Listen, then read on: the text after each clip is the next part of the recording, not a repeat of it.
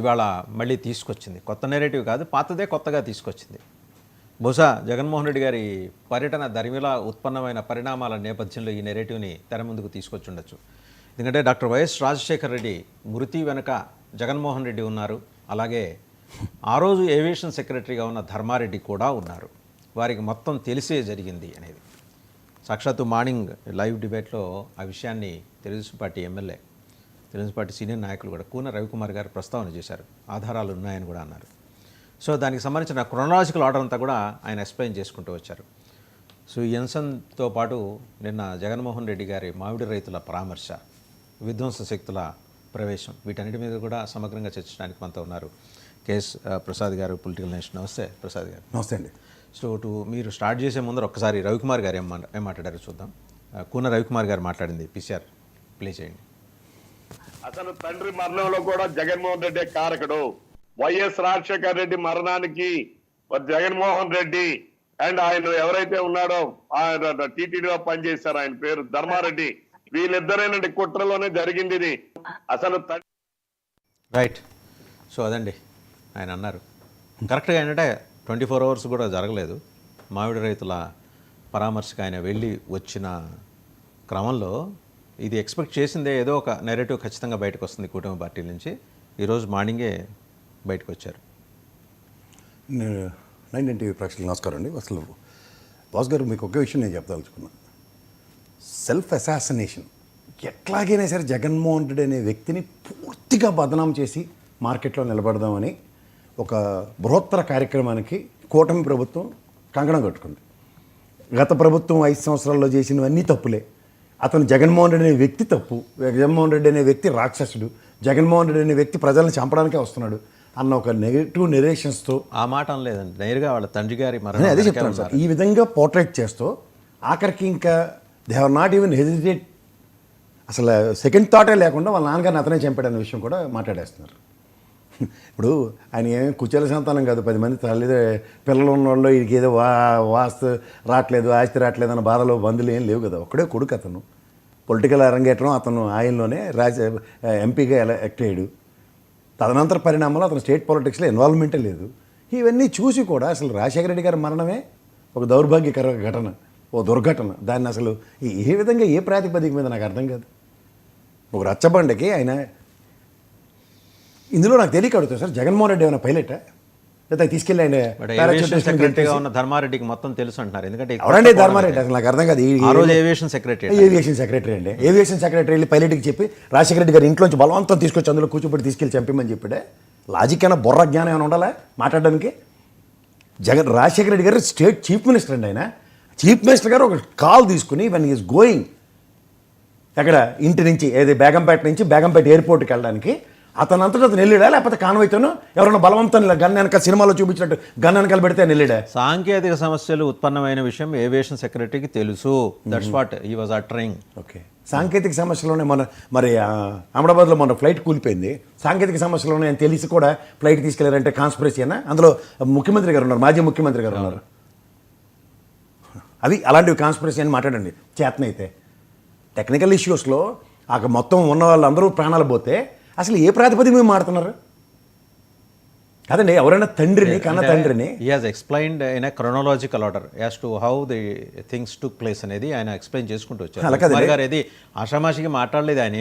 ఆయన అన్నీ ఎక్స్ప్లెయిన్ చేసుకుంటూ వచ్చారు. ఆధారాలన్నీ ఉన్నాయి, ఒకదాని డాట్స్ని కనెక్ట్ చేసుకుంటూ వస్తున్నారు. అదే సార్, నీకు ధర్మారెడ్డి ఒకరిని ఫిక్స్ చేసి కూర్చున్నారు, దుర్మార్గుడు, దుష్టుడు అని.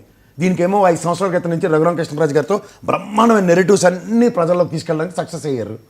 అయినప్పుడు ఇప్పుడు ఏం చెప్పినా చెల్లుబాటు అవుతూనే ఉంటుంది. ఎందుకంటే వీళ్ళ తపేలా ఛానల్లో కూర్చొని అదే నిలయ విధ్వంసుల వాద్యం నడుస్తూనే ఉంటుంది. అలా కదండి, రాజశేఖర రెడ్డి గారి మరణానికి ధర్మారెడ్డి ఎక్కడ ఆంధ్రప్రదేశ్లో పోస్ట్ అయి ఉన్నాడు అప్పుడు ఏవియేషన్ సెక్రటరీ అని. ఎక్కడ ఏవియేషన్ సెక్రటరీ ఢిల్లీలో కూర్చుంటాడు, ఎక్కడ కూర్చుంటాడా? ఆయన ఏపీ కని కదా వాళ్ళు అనేది. సరే, ఏపీ క్యాడర్, ఏపీ ఏవియేషన్కే ఉన్నాడు. ఏవియేషన్ టెక్నికల్ ఇష్యూస్ ఉన్నప్పుడు దాని మీద ఎవాల్యుయేట్ చేయకుండా ఎలా వెళ్తాడు? అసలు టెక్నికల్ ప్రాబ్లంతో హెలికాప్టర్ కొలాప్స్ అయిందా? ఒకసారి కనుక్కోండి. హెల్త్ వెదర్ కండిషన్స్, రఫ్ వెదర్కిను టెక్నికల్ ఇష్యూస్కి ఏం సంబంధం?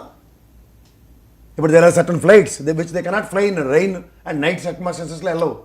There are some flights where it cracks. సరే, మొత్తానికి ఏదంటే ఈ నెరేటివ్ ఒకటి తీసుకొచ్చిన తర్వాత నిన్న పయావుల్ కేశవ్ గారు మాట్లాడారు.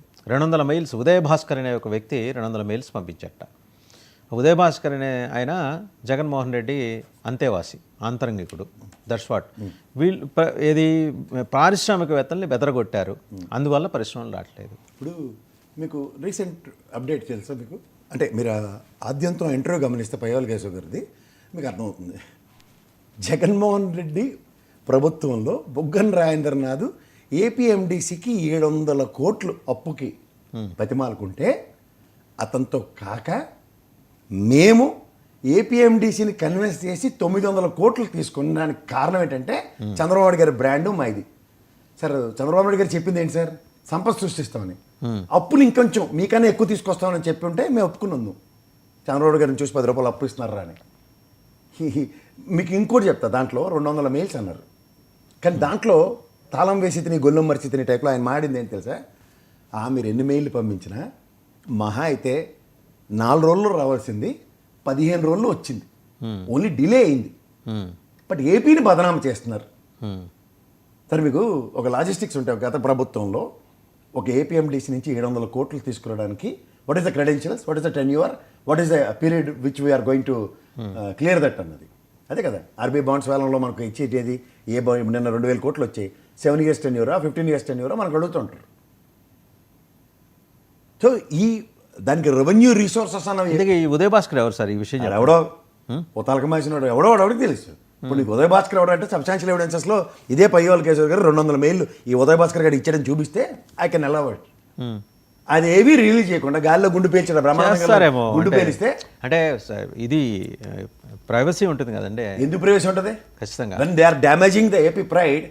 మీరు నెగిటివ్ చేస్తూ మాకు రావాల్సిన అప్పులు రాకుండా రాష్ట్ర అభివృద్ధిని సర్వతోముఖంగా చదువుతుంటూ అడ్డుకున్నారని చెప్పే సైబర్ క్రైమ్ ఈజ్ పోసింగ్ అంటున్నారు కదా పయావుల్ కేశవ్ గారు. అలా కదా సైబర్ క్రైమ్ ఇప్పుడు జస్ట్ లైక్ ఇక్కడ మన టెలిఫోన్ ట్యాపింగ్ లాగే ఉంటుంది. అది తప్పేరాజు కూర్చొని హీరోయిన్లు పెట్టిన తర్వాత ఏమైందో చూస్తే అలాగే ఉంటుంది. ఇలాంటివి ఏవైనా సరే ఒక నెగిటివ్ నెరేటివ్ను ప్రజల్లోకి తీసుకెళ్ళిపోవడం, దాన్ని బేస్ చేసుకుని మాకు ఎన్ని రోజులు అప్పుడు డిలే అవ్వడానికి కారణం ఇది.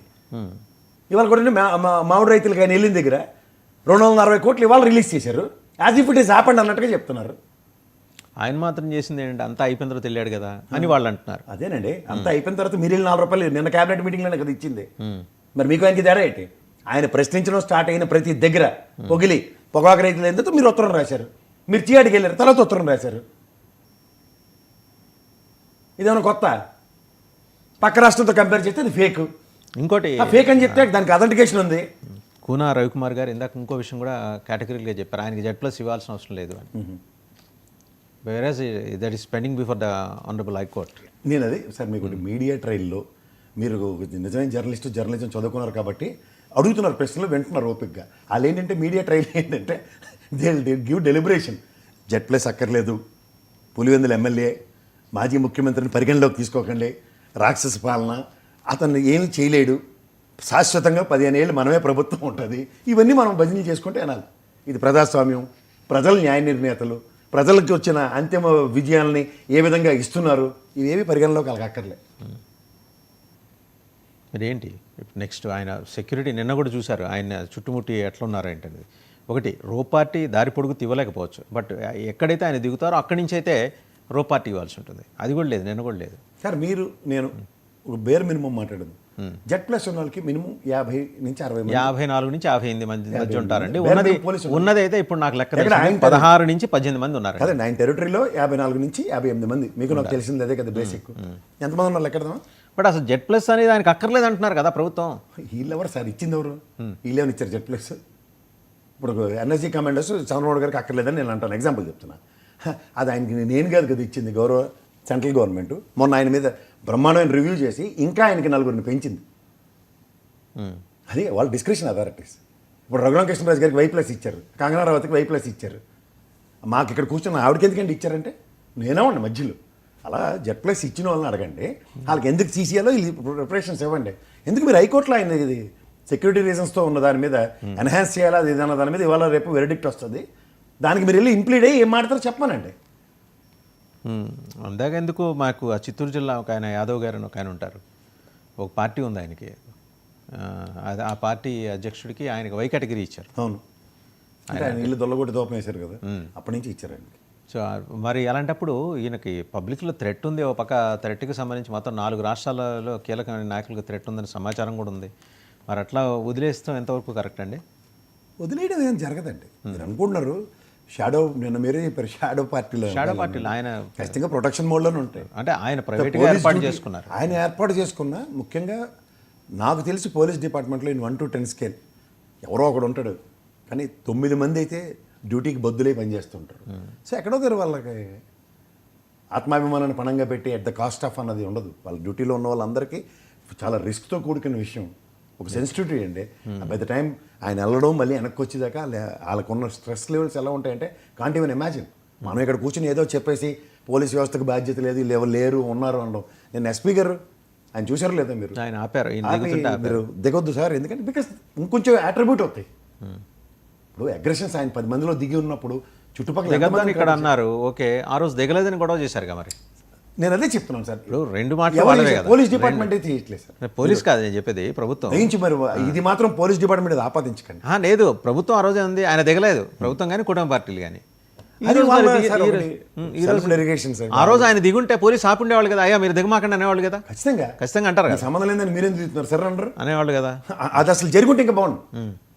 ఇప్పుడు యాజ్ ఇఫ్ ఇప్పుడు మీరు చూడండి మానవత్వం లేదా ఇన్ని మాడుతున్నారు కదా, మీకు దీంట్లో చిన్న లైన్ ఇన్స్టెంట్ రియాక్టివ్ మోడ్లో అతను దిగడానికి ప్రయత్నించాడు. ఆయనకి వాళ్ళ అభిమానికి ఏదో దెబ్బ తగిలిందంటే పరామర్శ కోసం దిగబోయాడు ఆయన. అంటే తెలిస్తే అసలు తెలియంది అక్కడ జరగంది వీళ్ళు అన్వయించి చెప్తుంటే అతనికి ఏమాత్రం రియాక్టివ్ మోడ్ ఉంటుంది. ఇప్పుడు నేనైనా ఇక్కడైతే దిగితే ఆర్డర్, అక్కడ దిగపోతే ఆపాదించారని మాట్లాడుకునే విషయంలో ప్రజలకు కూడా తెలియవలసిన విషయం అంటే మీకు తెలిస్తేనే ఏదైనా ఫీల్ అవుతారు. సార్ పలానాడు మీకు నాకు తెలిసినోడు చచ్చిపోయాడు సార్, లేదా యాక్సిడెంట్ ఏంటంటే అయ్యో అంటారు మీరు. వెంబడే అంటారు. తెలియకుండా మీరు ఎలా ఊహించుకున్నాడు బ్రహ్మాండంగా ఉంటాడని నేను భావిస్తూ ఉంటాం. మన ఇద్దరు కామన్ ఫ్రెండ్ కాబట్టి ఎగ్జాంపుల్ చెప్తున్నాను. అవుట్ ఆఫ్ ద బాక్స్ సడన్గా మన దగ్గరికి వచ్చిన ఇన్సిడెంట్తో నాకు తెలిసి మీకు నేను షేర్ చేసినప్పుడు రియాక్షన్ ఎలా ఉంటుందంటే అయ్యో పాపం అని వస్తుంది. అదేం లేకుండా వాసుదేవ్ అసలు రెస్పాండే కావట్లేదు, ఈ మానవత్వం లేదా, నేను ఇక్కడ బయట కూర్చొని ఇంకో ఛానల్లో కూర్చొని మాట్లాడుతున్నాను అసలు నాకు చెప్పేవాను అని అడిగితే అది మీకు నాకు తెలిసింది. Right sir, thank you Prasad గారు. సో చూసాం కదా, మొత్తానికి ఏంటంటే తెలుగుదేశం కొత్త నెరేటివ్ తోటి జనం ముందుకు వచ్చింది.